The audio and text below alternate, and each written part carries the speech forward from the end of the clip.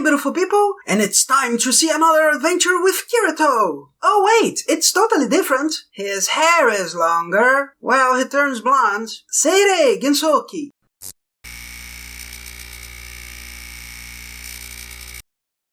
Isekai of isekai-ity, isekaically, isekai-esque. In a medieval fantasy scenario.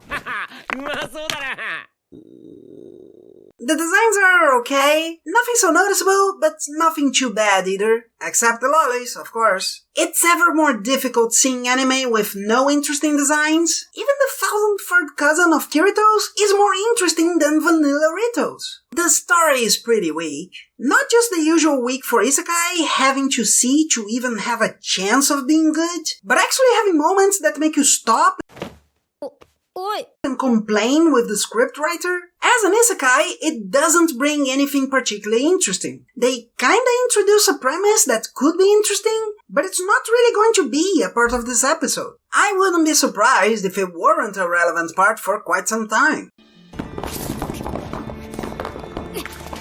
A little boy moves away and promises to come back and marry his little friend. In 3 years, I assume. Then he is 20, despite looking like a teen. And since he doesn't seem to want to meet Raccoon, who could the anime send instead?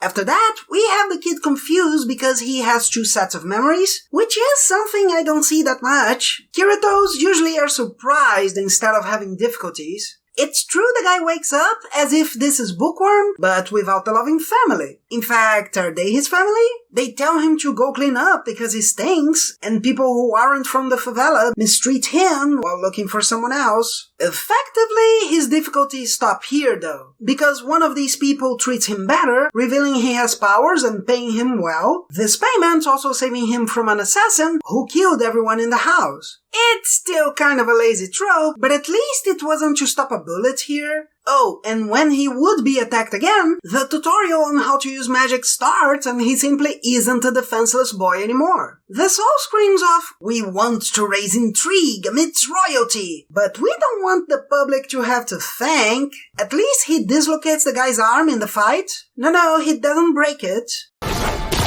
He dislocates it. The person they were looking for was in the house, his family was maybe paid to take her, and she asked him to be taken to the castle, where he's arrested and tortured. That's basically the problem in a nutshell for me. Like you said, Morty, there's no right or wrong. Never said that. It's the galaxy's faith in the Vindicators that keeps the galaxy secure. This, in turn, stinks of, we want our world to be realistic. But we don't want to have to explore why this kind of thing happened. End of the day, the boy is saved from the torture, taken to the king, and clearly is going to be able to develop his magic. And remember the premise? He wants to find his fiancée, the drama of if they would actually like each other or not.